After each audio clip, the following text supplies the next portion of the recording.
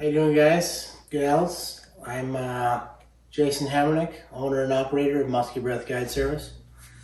Just wanted to talk to you guys about some of my most memorable and largest catches over the last 25 years, I guess, in my guide career. Started out guiding kind of part-time. On my days off, I worked for my parents in my carpet store.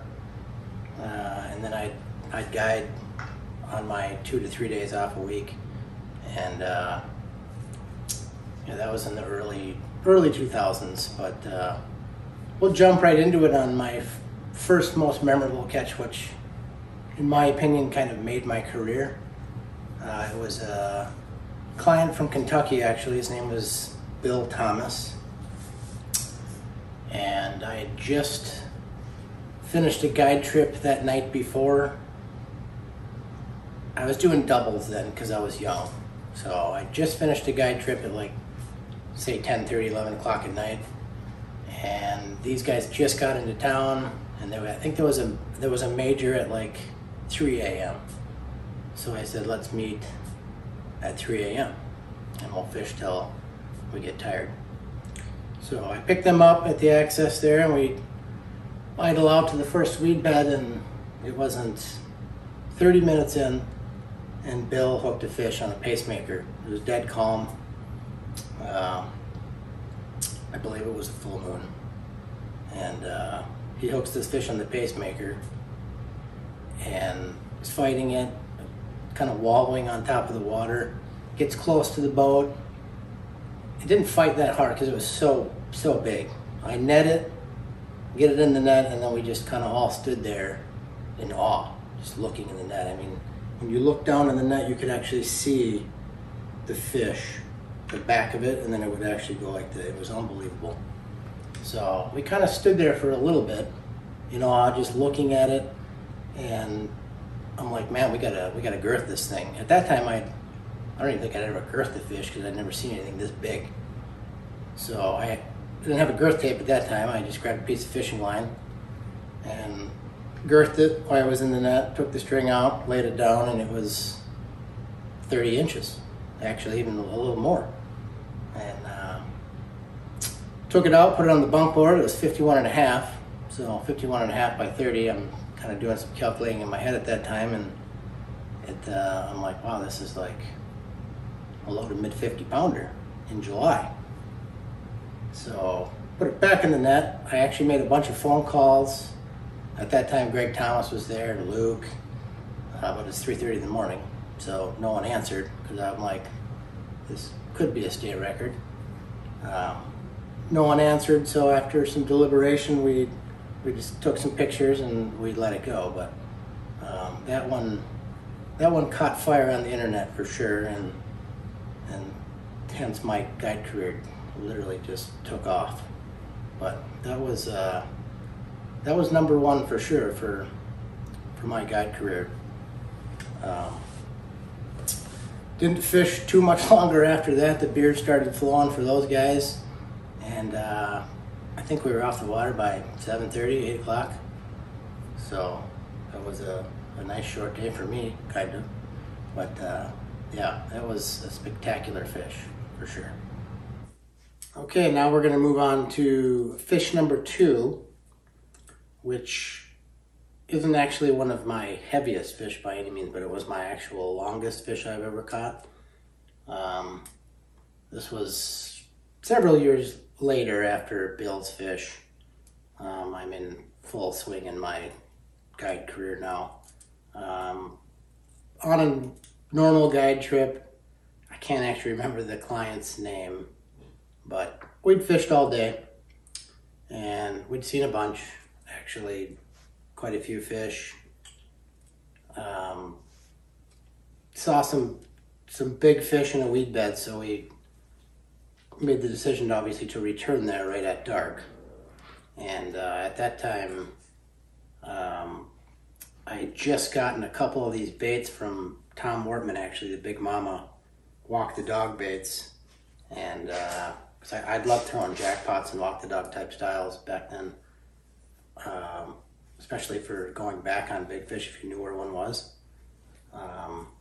So we roll back to this spot on Mille Lacs at right, you can still see the sun is setting. So I put on this Big Mama, and at that time my walk the dog rod, favorite rod. I still use a very short rod for walk the dogs. It was a 5'10" Diamondback with a Calcutta 400, which sounds a little ridiculous, 5'10", and I'd use a 12-inch steel leader. And the reason for the short rod though is on those walk the dogs, you want them to snap hard in the water and almost literally walk in place. If that makes any sense. I don't like them to like scoot through the water. I like them to slosh back and forth. You get a much better hookup ratio for sure. But anyway, it's prime time now, so I bomb cast one out a long ways. I literally make like 3 twitches, and this thing eats it off the top of the water. But it wasn't a violent splash at all. It just literally just sucked it in. And I set the hook, and I'm fighting it, and he's scrambling for the net. I distinctly remember saying, "No hurry, it's not a big one," because it wasn't really doing much. And then about halfway back, it started to get a little heavy. It was fighting good. It never jumped. And I get it up, kind of coming towards the boat, right along the side towards the back of the motor, and all of a sudden my client's like, "Holy cow, that thing is huge." And it made one good power run, kind of got away a little bit. I came back in, and then it hit the bag fairly clean, really. Those Big Mamas, they had 3 treble hooks on there, so once you had them pinned, it was over. But I knew it was a good one. I didn't think it was 57.5, but when I unhooked it and grabbed it, bring it out, put it on the bunk board, when I was lifting it out of the net, it just kept going. I'm like, oh my God, this thing is really long. So yeah, we bunked it 57.5, took some pics, and swam away clean. It was awesome. Still the longest one to date in my life. So that was a special one for sure. My third most memorable fish for sure was my 57-incher that I caught on Mille Lacs again. Actually, all these, every biggest fish I've ever caught in my career, the heaviest, the longest, they've all been on Mille Lacs. That lake was unbelievable back in the day. Anyway, my 57 was in November on a reef. It was pre-Cisco spawn. They were staging, and just to touch a little bit on that,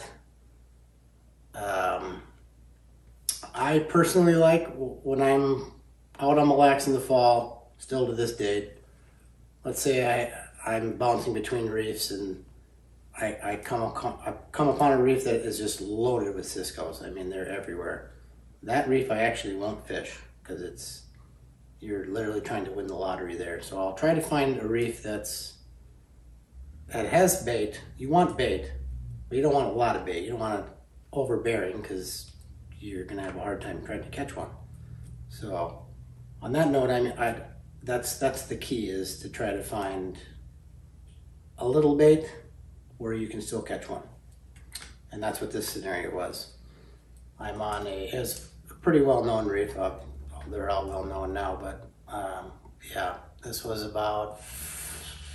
actually early in the morning. It was right on the major, and I think the major was at 11, and I caught this fish around 10:45. I was throwing a Musky Innovations pounder, and I believe it was the sunrise color. And again, a bomb cast. And on my pounders in the fall, I'll give you one more little secret here. I use a long rod. I use like a 9'3", 9'4". Custom Thorn Brothers is my favorite, a Predator, extra heavy. But I do the double pump, it's called. So instead of just pulling the bait, and reeling back up, I actually do, it's called the double pump. I'll do a pump and a double pump, and they love it. Anyway, this thing hit me on the second pump right there, and I just laid into it, and it immediately came to the surface and like skied out of the water, and literally all you could see was blood everywhere, everywhere. And I fought it for maybe another, I don't know, seconds, and it literally was dead already. I got it halfway in, and it was like dead. I reeled it in, put it in the bag, and it just instantly belly up. Grab it in its gills, open its mouth, and the pounder, the one hook was right in its tongue. So it bled out so fast. Nothing I could do. Popped the hooks out, sat in the bag for, I don't know, we kind of contemplated it for a minute. I'm like, well, it's dead, so might as well put it in the boat, I guess. So we put it in the boat. I drove it to Hunters Point. They had a certified scale there, and it was 57. We girthed it when we were still out. It was 57 by 27. So I did the math on that, and I'm like, well, it should be a low 50 pounder. Bring it over there, weighed it. It was 51.92 pounds. So, yep, wrap that one up, put it in the Hunters Point freezer, and yeah, that one that was big fish, but that was just a classic day. You know, there's Mille Lacs that time of year. You'll maybe see a couple fish, probably not get a bite, but that one just panned out. But unfortunately, it died. But it was definitely probably my most memorable fish for sure for me personally. Beautiful, beautiful fish. I think that's actually the one right there. Okay, my number 4 most memorable fish would definitely be Roger Eklund's. This is on Mille Lacs again, on a guide trip.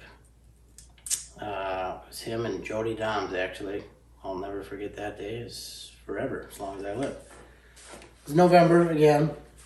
We started out on the east side, kind of fishing all over, and I can't remember if we saw fish that day leading up to this catch, but I decided to make a run early to mid-morning because the major was coming up at like, let's say 12:30 or 1 o'clock. I think we caught the fish about 1 o'clock, but I decided to run from the east to the west, and we roll up on this spot, and I have Roger throwing a new bait that we kind of, well, actually, I got to give credit to Andy Ham. I think Andy Ham was the one that kind of invented this bait. It was a pounder, but we did.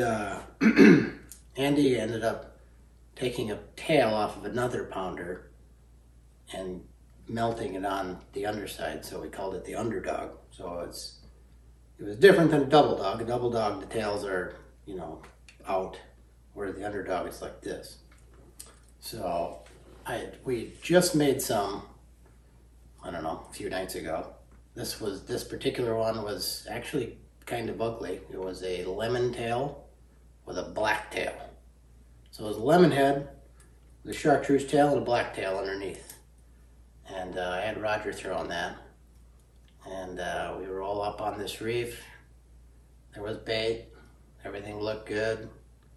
And he sets the hook. He's fighting it. And instantly we knew it was a good one. And it came up kind of both sides. And I'm like, whew, that is a big one. And got it in the bag. And it was huge. I mean, it was giant. Unhooked it. Girthed it. It was 29, a little over 29 and a half, 56 and a half inches. Just an absolute giant. So I got it in the bag. I'm doing calculations on my phone. The formula, this is like a mid to upper 50 pounder. I mean, it's absolutely huge. So we kind of have a meeting as far as whether we want to keep it or let it go. I actually was an advocate for crushing the state record, and after some deliberation, we decided we would let it live. So we took some photos, some great photos, and Roger was one happy guy. I mean, to this date, that fish, they're still by far the heaviest one I've ever had in my boat, I believe. The only other one I think was the same, or even maybe a little bigger, was Dominic's, the one they call the Queen. That one, that was similar size and length and girth, but just an absolute beast. Ultimately, though, we did let it go because we kind of all agreed it didn't have a giant head. It had actually kind of a small head on it, so we knew it had plenty of life left, and it would, you catch a big fish out there and it has a giant head, it's definitely on the way out. But this one had a small head, so we all decided we'd let it live. So congrats to Roger Eklund. That thing was an absolute tank. All right, my fifth most memorable fish, ironically, was the same year, and only 2 days later. It could have been 3 days, but it was only 2 or 3 days later. Same bait, underdog, homemade. This time I'm with clients Ryan Becker and Kyle from they're from Iowa. Actually, Ryan Becker now is a guide. He's a hell of a stick for sure. Anyway, I've known these guys. I've fished with them quite a bit, so it was, for me, it's a fun trip. It's pretty lax, we're joking around. Not a real high pressure trip for me. So we'd fish the morning, and I don't think we'd saw anything, actually. It was kind of a normal day on Mille Lacs at that time. And it was a weekend, it was a Saturday. I remember it being insanely busy because it was pretty nice. It was like a 1 foot chop, overcast. I mean, the conditions were absolutely perfect. And I kind of remember thinking, I'm a little irritated that we haven't caught one or seen some because conditions were perfect. And again, this is November, a couple days after Roger's fish. I'm on the east side again of Mille Lacs, and the major, you hear me talk about the major all the time. I mean, if you're on a big fish water and the major's coming up, even if you haven't seen a big fish that day, then at least go to a spot that has big fish on it. So this was similar time again. I think it was like 11 a.m. or 12 or somewhere in there. It was right around lunch. So I roll out to Hennepin, which is like the most well-known spot in the world.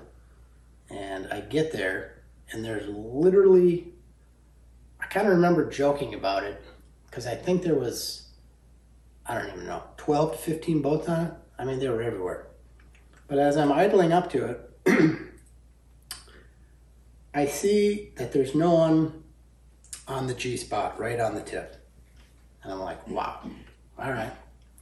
So we roll up, kind of drift in. I got a boat on the left, a boat on the right. I mean, not super close, but close enough, whatever. And Ryan bombs off the underdog, hooks this fish, and we're like, yeah, he's fighting. It fought good. That one fought really hard, actually. Get it in the bag. I look over and I'm like, holy cow, another one. Just an absolute giant. And unhook it. I think it was on the exact same bait, lemon tail, black underdog tail. I'm almost positive. It could have been a sunrise though. Anyway, girth the thing at 28 3/4, and then I put it on the bunk board and it was 55 3/4. So I'm like, geez, that's another whatever, low to mid 50 pounder. I mean, just two in 3 days is absolutely incredible. And yeah, I couldn't. Ryan Becker obviously was just pumped. We got some great pictures of that one. That one, I don't even think we had a discussion about that one. We just decided to let it go. That was a super healthy, clean, super clean fish. That one swam away, and that was a shorter day there too. I don't think we fished too much longer, maybe till 2 o'clock. We were pretty jacked up and went to the bar and had a bunch of Coors Lights. So that's usually how they end when you get a big one in the bar, Coors Light. So congrats to Ryan Becker. Okay, so we're gonna wrap this up here. I would like to thank Thorne Brothers for having me. People who know me really know how much I love to speak, especially about myself. I don't enjoy it at all, but this was not bad, mainly because I don't have an audience. But just to kind of wrap things up, I've been super blessed in my life with humongous fish. I'm not exactly sure how many high 40s, low 50, mid 50 pounders I've caught, but it's a lot. Like, I don't even want to put a number out there, but it's a lot. Some would say I'm probably lucky. I probably am lucky, but I can say there's certain people that just can like read or feel the water, and I think I'm one of those people. I just got a horseshoe stuck up there, and I usually make the right decisions on where to go. But basically anything, I mean, to take away from this is,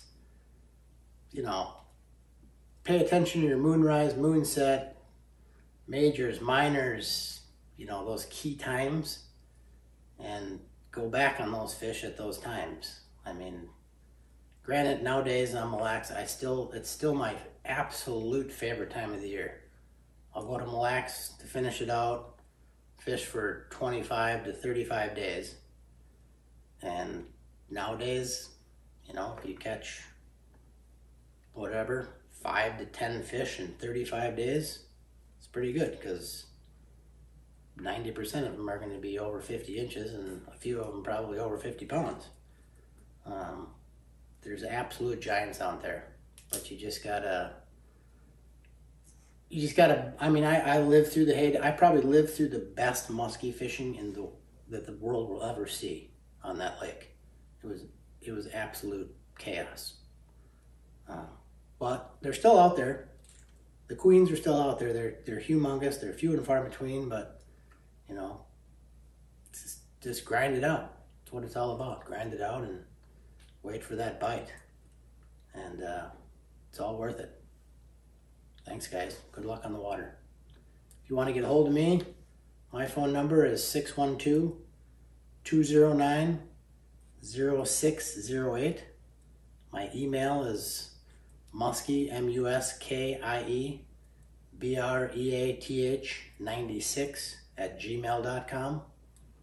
And I do live in Florida now. I still guide muskies, obviously, in the summer, but I reside in Florida and am guiding down here full-time for tarpon, 7 months a year now. So if you're any interested in that, I can help you out there too. Thanks. Have a good one.